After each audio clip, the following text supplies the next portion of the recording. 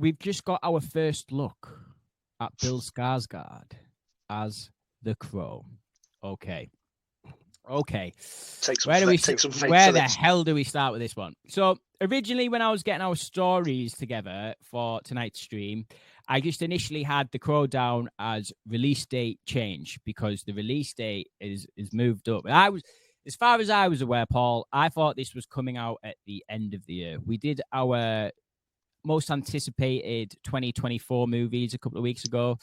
That was on the list, but it was, as far as like the release dates looked, it looked like it was at the back end near December time.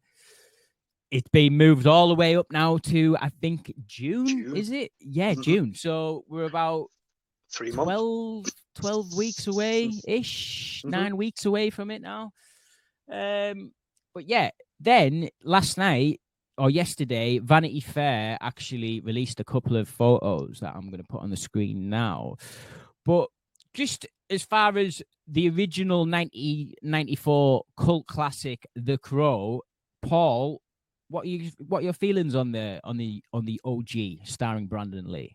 Oh, I love it, man. I grew up with that movie. What's weird about that film? I remember it being in my house when I was a kid on VHS, and for whatever reason, my mum and dad didn't want me to watch it, and I thought it was going to be a really gnarly horror movie. And I was like, why are they pushing me away from this film? Because they've let me watch horror films before. I was like, what is it about this film that pushing me away? And when I finally did watch it, when I snuck it, eventually watched it. Yeah, it's not a horror at all. It's a action revenge movie, and I was like, why didn't they want me to watch it? I still to this day don't know why they didn't want me to watch it. But I love the original Crow. Like I said, I grew up on it. It was in constant rotation there with the Arnie films and the 90s movies, the action 90s movies. I love it. When I first got into it, I didn't realize the lead actor Brandon Lee was Bruce Lee's son. That took me a few years to realize, put that together when I got a bit older. Yeah. But yeah, I love it. It's got some.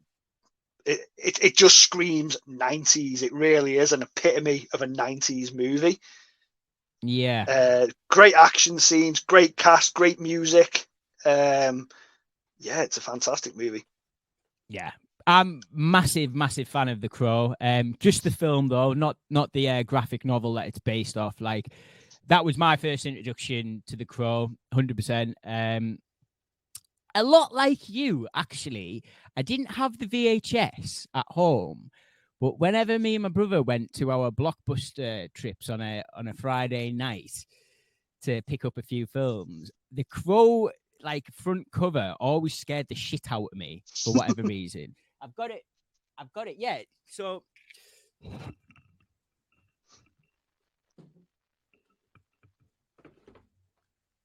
being black in a Blockbuster and you're looking around, there was a couple of VHSs that always stood out to me. So the first one was Jack Frost. That was like this like shitty Christmas horror film. Oh, like, yeah. you remember?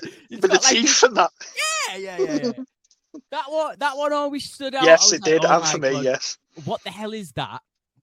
And there was Guyver Dark Hero, which is the sequel, which I looked at the front cover of that, and that's where and I instantly took that home, and that is just like one of my backlogged favorite films of all time.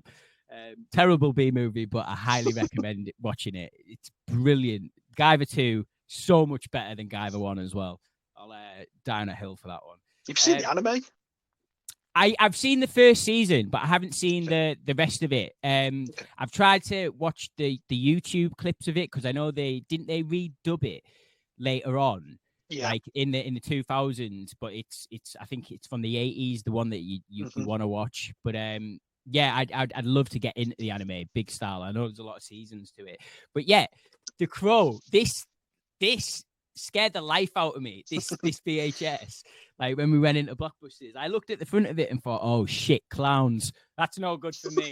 That's no good for me." Like it doesn't scream action movie though, does it?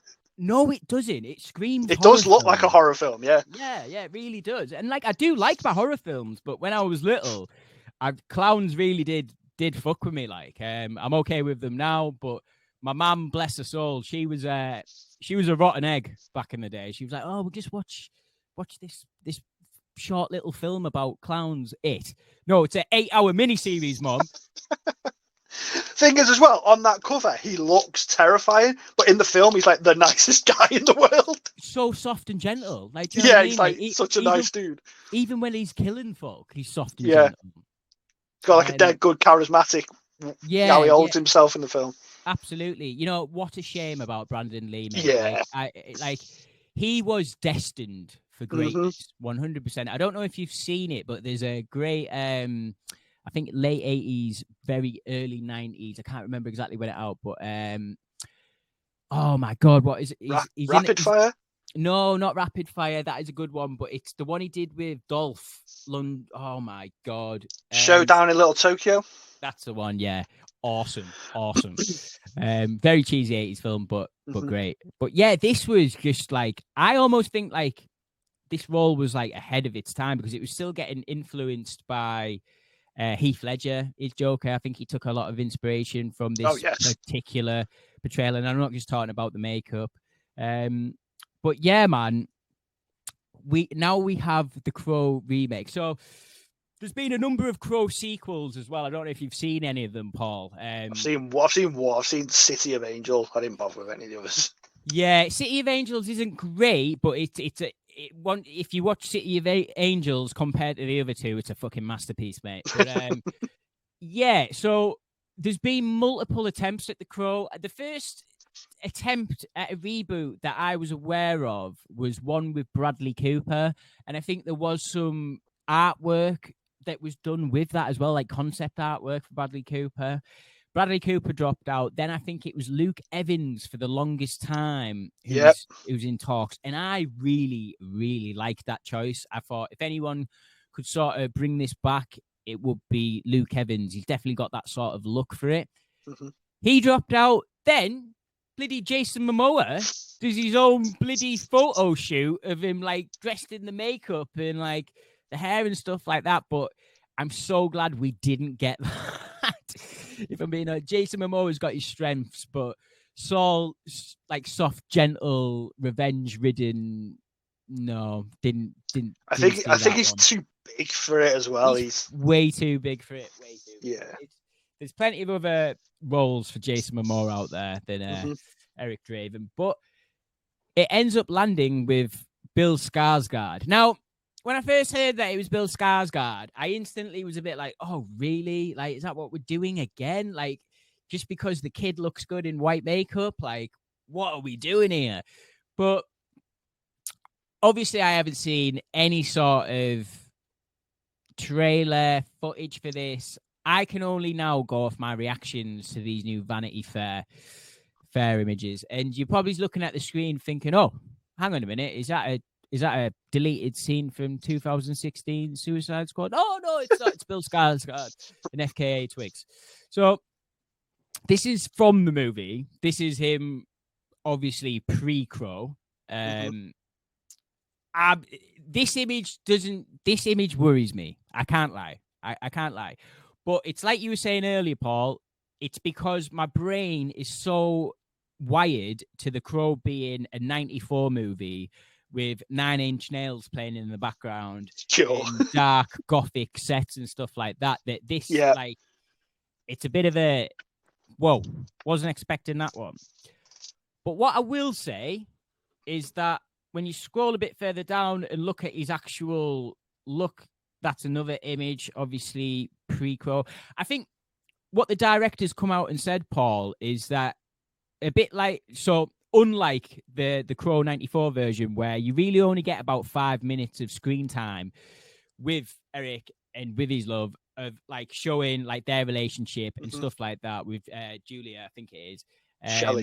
Shelley, sorry. With this one, apparently there's going to be a bit more of a balance. So we're going to see more of their relationship. I think do you reckon it'll be quite like flashbacks and stuff?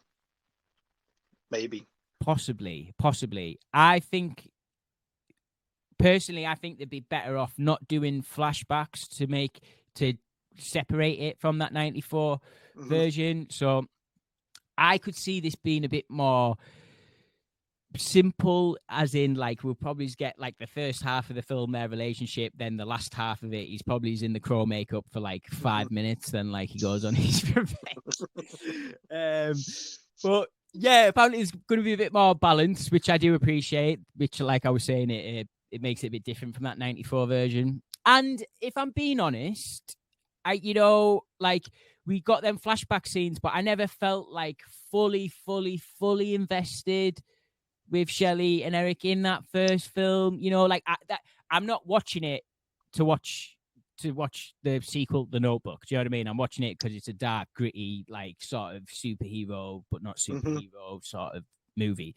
The love aspect to it arguably is like the last thing on my mind, which like the law purists and the comic book purists will be like, mate, that's what it's all about, for God's sake. I'm saying, all right, fair enough. But yeah, so let's scroll down. Let's get a quick look. So here we go. So as a vibe and picture, it looks like The Crow sort of thing, minus the long hair.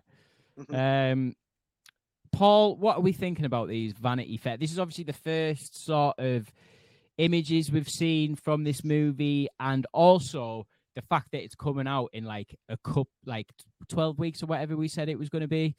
Does that show a sign of confidence? Are we a bit worried? What are you saying? What are you saying about this reboot? I think something as big as The Crow, as big as The Crow, it's a cult movie. It's not, I won't say it's a massive movie, but considering we're in the era of comic books, I mean, they're dwindling slightly, they're a bit all over the place at the moment, but if they know this is a comic book property, I'm going to presume that's what they're jumping on. They're like, right, Marvel, we got DC, what's out there that's other comic book stuff that we can do? The Crow. Let's do The Crow. That's not been done in 20, 30 years. The fact that it's coming out in 3 months worries me a little bit, because, I mean, there's plenty of movies out there that, we don't see anything about it until a couple of months before it comes out. But when a studio's very confident in something that's coming out, we're seeing behind the scenes stuff. We're seeing images, the directors tweeting out images, all that stuff, and this, we've been waiting for weeks and weeks and weeks since we knew this was coming this year. Like, why have we not seen anything from it yet? And we got it yesterday. That image you've got up right now, as soon as I seen that, I was like, oh shit, I'm in. That looks awesome. That for me is The Crow. I'm not going to sit here and go, I want it exactly like 90s movie, because it ain't going to be like that. It's a 30-year-old movie. Times have changed. When that film come out, grunge and goth and all that was sort of, in the 90s. Yeah. What's prevalent now is sort of like hip hop and techno and all that. And the directors come out saying that is the sort of where they've gone with it. They're going for that crowd, which to me, that doesn't work when I think about it, but business-wise, that makes sense. I like the casting. Bill Skarsgård, man, I don't think I've seen him in a bad role as of yet. I'm not going to sit here and say I've seen every film he's done, but I feel like I've seen the majority of the movies that he's done, and I enjoy him as an actor. He seems a good fit for the role, because the character Eric Draven isn't this big, hulking superhero. He is just an everyday guy. Yeah. And that comes across, especially in the images where he's with Shelley and that. Yeah. I'm excited for it. I am excited for it. I'm looking forward to it. If it's a dud, it's a dud. I've still got the original. But if it's awesome, then cool. I've got a new 2024 version of The Crow I can check out. I hope it's an 18, 15 at least. If it goes 12A, then they've lost me, unfortunately. The comic and the original movie, they're violent, it's mature, it's gritty, it's dark. You can't do that with a 12A movie. This needs to be R-rated, 18 or 15 UK cert. But absolutely, I'm excited for it. I've been waiting for this for a while now, and we're finally getting it. I'm not going to lie, I am going to really struggle with this, because like I am still living in 1994. Like, I'm still listening to that music. So like I'm gonna watch this and go like, oh, where's like Dead Souls from like 9 Inch Nails and stuff like that. But like, obviously, you know, we are in a different time. That was 30 years ago. It's 2024. Probably is going to be a bit of trap in here, bit of hip hop. You know, like what the kids are listening to these days. But yeah, like I'm mixed on these photos. I can't lie. There's one half of me that looks at this photo and goes, yeah, I'm in. Then I look at the other photo and I'm going, what's he got a tattoo on his eyebrow for? Do you know what I mean? Like the tats are a bit too much. Are we not? I think I read a comment from the director or someone who's working on the film saying they looked at like Post Malone and Lil Peep, who was a rapper who passed away, who head to toe in tats, and they're like, that's the sort of image they're going for. I was like, why? Okay, that's well, that's fair. Like, well, they've nailed it. Yeah, if that's what they're going for, they've nailed it. But yeah, it's going to be a hard one for me, this film. I can't lie. It's like I'm invested, but I know I'm going to start watching it. And if I start hearing things I don't like, I've got to separate it. Separate my 94 brain to my 2024 brain. Listen, man, I'm always here for remake. If they want to remake it, remake it. If it's good, it's good. Most films, 99% of movies that I've grew up with and they've remade it, I've checked it out. Yeah. Some have worked, some haven't. So I'm not one of these people who are like, don't redo it, don't remake it. Like you say, we've always got the original there, you know. Bloody, what was it? Len Wiseman's Total Recall. You know what it is about Total Recall reboot? Take that name off it, take that brand off it. Not a bad film. Not a bad science fiction, you know, action film with some hot women in it. I enjoyed Total Recall. Just missing Arnie. Yeah, just missing Arnie. But yeah, the Crow reboot, remake, whatever it's going to be, I'm looking forward to it. Yeah, the release date, at first when I heard the release date, I was like, oh, they must be like fucking super confident about it. But then when you started explaining a little bit more, I'm like, oh yeah, maybe they're not confident. I don't know. But yeah, I'll be there. Maybe it's not day one. Let's see how a trailer goes. Yeah. Then maybe I'll be there day one. But I think we'll get a trailer by the end of the week. I'll be shocked if there's not a trailer dropped by the time we finish this, because they normally drop a trailer a day after they drop pictures. The images. Yeah. You are right. Look, it'd be one of them ones where we get like a trailer a month out and the embargo doesn't lift until a week after it's been released. Yeah. But I'll wait for Netflix. Yeah.